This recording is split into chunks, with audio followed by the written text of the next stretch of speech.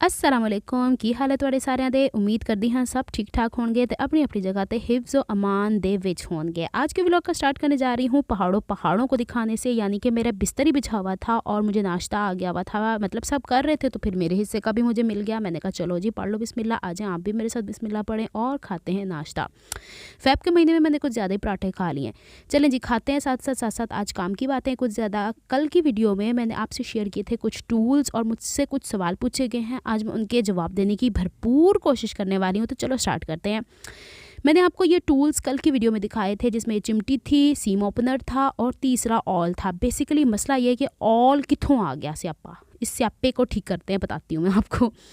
यहाँ पे ये जो चिमटी है ना, इसका काम ऑल का था पहले, यानी नोकीली चीज़ का, जो काम आज मैं ऑल से कर रही हूँ। लेकिन अब चिमटी का काम ये रह गया कि यहाँ कहीं बुर फंसते हैं तो उसको निकालती हूँ, या मेरी जो ओवरलॉक वाली मशीन है उसके धागे इसमें से थ्रेड इन करती हूँ। चले जी ऑल का काम सिखा रही हूँ।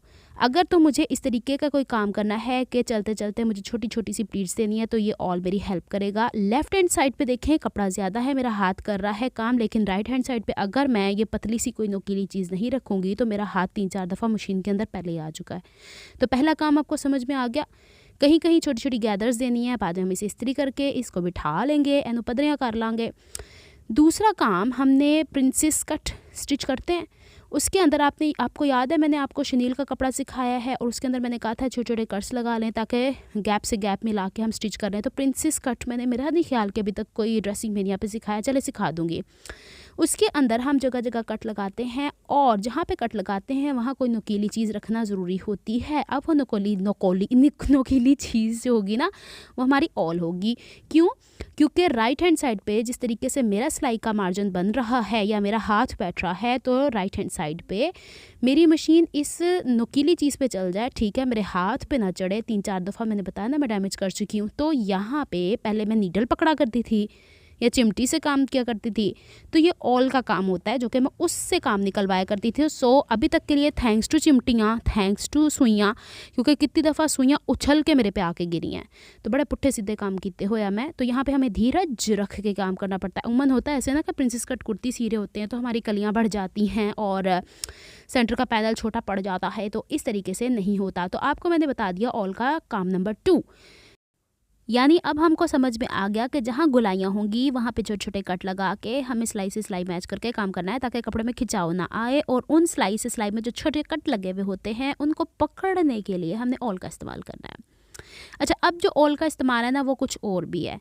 जब कभी मुझे सीम ओपनर नीना नज़र आता या फिर सीम ओपनर ना नुकीला बहुत है, कपड़े में धंस जाता है, तो मैं ऑल को पकड़ के इस तरह धागे को निकाल के एक दफ़ा खींच लेती हूँ। वैसे तो यहाँ पे मेरा बड़ा ही बखिया हुआ था बाय चांस, तो मैं एक धागा खींच के निकाल लेती हूँ फिर उधेड़ती हूँ। या बाजू का ये होता है कि जी ऊपर की टेल नीचे की टेल दोनों ही गायब हो गई, दोनों ही छोटियाँ पै गई।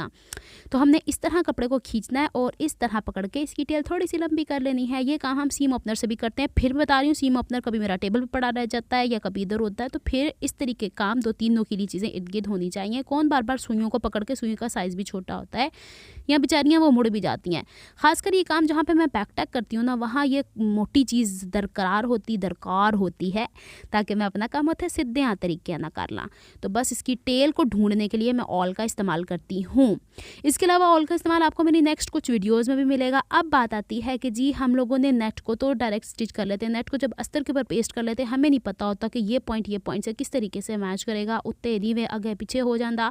या बाजू का हम जो ट्राउजर्स पे लेसेस लगाते हैं, गोलाई के बुरुख पे बाजू पे लगाते हैं और जो ऊपर नीचे हुई होती हैं उसको बैलेंस करने के लिए आपने इसे यूं पकड़ना, हल्की सी नोक निकालनी है इसकी बारे, यानी कि पूरा ही फाड़ के उधर एंज बुरा हाल काट छटा नहीं, नोक निकालनी है। इस नोक को इस नोक के साथ मैच करना है तो फाड़ के सिलाई ला छोड़ो। आई समझ हूँ तवानू कि ऑल दा की इस्तेमाल होता है। तो ये डिपेंड करता है कि आपने अपने काम को आसान किस तरीके से करना है। तो ये मैं आपको काम के आसान करने के तरीके बता रही हूँ। आपको इसके अलावा और कुछ आता है तो मुझे ज़रूर बताइएगा। कि ये देखिए मैं आपके लिए वो लेस को दूसरे तरीके से कट कर दिया और आपको दिखा रही हूँ। देखिए बराबरी से सिला है, बिल्कुल बराबरी से। इसी तरीके से मैंने मैक्सी के पैनल स्टिच किया। मैक्सीज की वीडियोस भी इंशाल्लाह आपको इसी मंथ में मिल जाएंगी, तो आपको उस वीडियो के अंदर भी ऑल का काम मिलेगा जहाँ पे मैंने प्लीट्स वगैरह दी हैं। या समझें जी आपने जहाँ कमर का निशान लगाया है, जो हम प्लेटें लगाते हैं शर्ट पे, जो एक हिस्से पे लगाया दूसरी तरफ एग्जैक्ट वही निशान चाहिए, उत्थे ही सुराख कर छोड़ो कपड़े के अंदर। बहुत बड़ा सुराख नहीं करता ये, मामूली सा, तो आपको एक गाइडलाइन मिल जाती कि हाँ हमने यहाँ से काम शुरू किया हुआ है, यहाँ तक लेके जाना है, इससे बड़ी प्लीट नहीं होनी चाहिए। तो मैं कह रही हूँ ना, कुछ धीरज रखें, थोड़ी सी आपको अगली वीडियोज़ के अंदर भी काम मिलेगा। अभी मैं डिस्क्लोज़ कर दूँगी तो फिर फ़ायदा किस चीज़ का। अच्छा, दूसरा सवाल, मेरी उम्मीद है आपको ऑल के फंक्शन समझ में आ गए। कोई और फंक्शन आपको आते हैं तो मुझे ज़रूर बताइएगा। अब मैंने अपनी इस्त्री का ना ये कपड़े उतारे हुए थे सफाई के लिए, मैंने इस्त्री को नलाई धुलाई करनी थी, तो मैंने ना, मुझसे ये पूछा गया कि औरों इस्त्रियों पे भी आ जाते, तो आपने मेरी पिछली वीडियोज़ में, बहुत सारी पुरानी वीडियोज़ में देखा हुआ है कि मैं ये नेशनल की इस्त्री इस्तेमाल किया करती थी, फ़िलिप्स की। बेसिकली इसके ऊपर मैंने कवर चढ़ाया तो चढ़ गया, मुबारका मुबारका मुबारका। इट मीन्स इतने बड़े। अब लेकिन इसके साइड पे स्पेस ज़्यादा है, ये आप पे देख ले, मैंने आपको करके दिखा दिया। इस तरह से एक्सपेरिमेंट कर करके मैं तानू ओ सब कुछ करके वो हांडियाँ ना जो बंदा सोच भी नहीं सकता। तो इन्जॉय किया करें, इन्जॉय। और वीडियो पसंद आती है ना तो लाइक किया करें, ताकि मेरी इंस्पिरेशन बढ़े कि मैं और कोई इस तरह की वीडियो लेके आऊँ। अब मैंने ये वीडियो बनानी थी, ड्रेसिंग मेनिया के ऊपर कोई करतूत करने थे, तो मैंने इसको कहा कि ज़रा इसको पदरियाँ करके देखते हैं। अच्छा, इसमें सुराख इसलिए बने हुए हैं कि आप इसको स्टीम आयरन पे भी लगा सकते हैं। अब ये कोई इतनी महंगी तो है नहीं, 300 रुपये की या 250 रुपये की आई है, तो लेके तजुर्बे करके देखें। जब नेशनल पे फ़िलिप्स पे चढ़ गई तो फिर सारे पे चढ़ जाऊँगी। और देखें इसने कितने अच्छे तरीके से कपड़े को प्रेस कर दिया है। इट मीन्स दैट इसने मुझको भी हैरान परेशान कर दिया है। तो इसका मतलब है फ़िलिप्स नेशनल इस तरह के स्ट्रक्चर वाली इस्त्रियों के ऊपर एने चढ़ जाना जे तुहाडा मन चाहता है तो मंगवा लवो, जे नहीं चाहता तो मैं तुहानू दस छड़िया। मुझे जो सवाल पूछा गया था उसका जवाब देना तो मेरा फ़र्ज़ है, अव्वलीन तरजीह है उसको एक्सपेरिमेंट करके। अब बात आती है चौकों के ऊपर। पेंसिल से निशान वहाँ लगाती हूँ जहाँ बुकरम होता है, बहुत फाइन लाइन चाहिए होती है।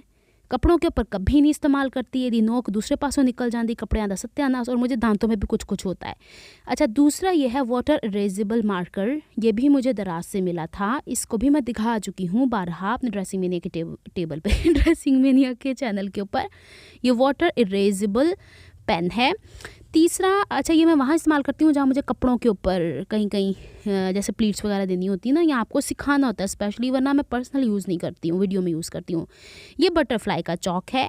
ये जब मैं खुद से स्टिचिंग करती हूँ घर के अंदर, या कभी ऐसी वीडियो होती है जो डार्क कलर का कपड़ा होता है, तब आप मेरे हाथ में ये देखते हैं, देखें नहीं टूटा हुआ। लेकिन एक और चौक है ये वाला, ये है डस्टी चौक, या वो वाला चौक जो बोर्ड के ऊपर लिखते हैं ये मोमी वैक्स टाइप का, लेकिन वो वाले मोम नहीं है जो क्रेयॉन्स हैं। अच्छा, ये मैं वहाँ पे यूज़ करती हूँ जहाँ पे मुझे लगता है कि हाँ जी, सिलाई का इधर उधर हो जाने से कोई फ़र्क नहीं पड़ता, जैसे कि साइड की फिटिंग के ऊपर।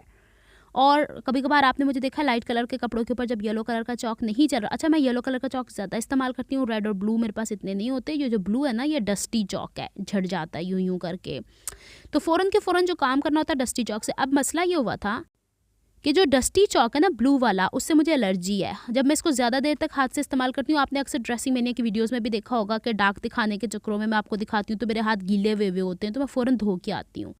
तो मैंने अपनी टीचिंग लाइफ में भी बोर्ड मार्कर या वो जो वाइट बोर्ड होते हैं उनको इस्तेमाल किया हुआ है। तो यहाँ पे मैंने आपको डिफरेंस बता दिया। अगर आपने वैक्स वाले लेने ना वो वाले, तो वो परफेक्ट है बटरफ्लाई के, लेकिन ध्यान से रखना, एक छोटा सा बॉक्स रख लें। मुझसे मैंने पूछ रही थी ये क्यों नहीं इस्तेमाल किया, तो अब करके दिखा देती हूँ। मेरे पास ना इतना टाइम नहीं है बॉक्स को उठा के चीज़ें निकाल लूँ, हब्बड़ दब्बड़ मची हुई है मेरी लाइफ में। चले जी, मुझे ये मशवरा दिया था एनो थले खींचो तो पेंसिल हो जाती है शार्प। तो देखें कैसे शार्प होती है। ये बनी हुई कागज़ से, इसके इर्द गिर्द रोलिंग की हुई है। तो अभी मैंने तो इसको इस्तेमाल नहीं किया था, मैंने फिर भी इसको शार्प कर लिया है। अच्छा जी, अब ये ऊपर से मोटी टिप है। मैं समझ रही थी सिर्फ पेंसिल की तरह जैसे शार्पनर होता है मोटा शार्पनर लाना पड़ेगा, नहीं। अब इसको जब हमने निशान लगाने ना, तो हमने यूं लगाने। ये देखें, लग रहा है परफेक्ट।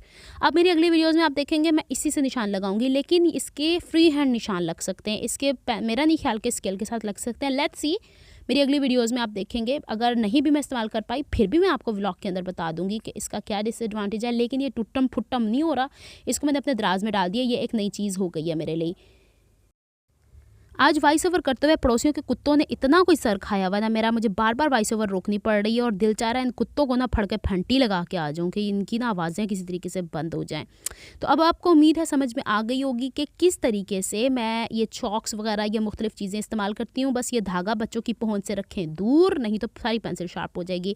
हाथ धो के आ गई हूँ क्योंकि मैंने वो चॉक इस्तेमाल किया हुआ था इसी तरह, और इसी से ड्राई करी हूँ। इसके बाद मैंने ड्रेसिंग मैंने की वीडियो इसी कपड़े के ऊपर बनाई है, हरकतें देख लें बस आप मेरी। इसके बाद मैं खाऊँगी सवैयाँ और फिर हम करेंगे डिनर और फिर चाय पियेंगे। और मैं 4 घंटे इंतज़ार कर रही हूँ कि किसी तरीके से मेरी वॉइस ओवर कंप्लीट हो जाए, लेकिन मेरी वॉइस ओवर कंप्लीट होने का नाम नहीं लेती। अभी आपको नज़र आती है यहाँ पे मैंने बाय बाय तो कर दिया था। ये सवैयाँ नहीं होती जो पता नहीं किस चीज़ की होती हैं, वो वाली हैं। निम्को वाली, और यहाँ पे लैपटॉप के अंदर वीडियोस ट्रांसफ़र कर रही हूँ। तो जनाब यही सब कुछ था जो मुझे आपको दिखाना था। उम्मीद है आज की वीडियो आपके लिए इन्फॉर्मेटिव रही होगी। मिलती हूँ किसी नेक्स्ट वीडियो में। अपना बहुत सारा ख्याल रखिएगा। किसी नेक्स्ट का कल की वीडियो में आ जाऊँगी इंशाल्लाह। और मैं इंजॉय करती हूँ सवैयाँ निम्को वाली, तुसी भी करो। ये फीकी हैं, इसके ऊपर मैंने कुछ नहीं डलवाया। बच्चों के लिए आई थी तो अम्मी ने मुझे भी प्लेट में डाल के दे दी। साथ साथ मैं वीडियो को एडिट कर रही हूँ, साथ साथ मैं लैपटॉप के अंदर ट्रांसफ़र कर रही हूँ और साथ साथ गप्पे हाँक रही हूँ और सोने की तैयारी कर रही हूँ, लेकिन नींद फिर भी नहीं पूरी होनी। चलो जी, मिलती है नेक्स्ट व्लॉग। जब अपना बहुत सारा ख्याल रखियो, मेरे लिए बहुत सारी दुआएं करे हो। अल्लाह हाफिज़।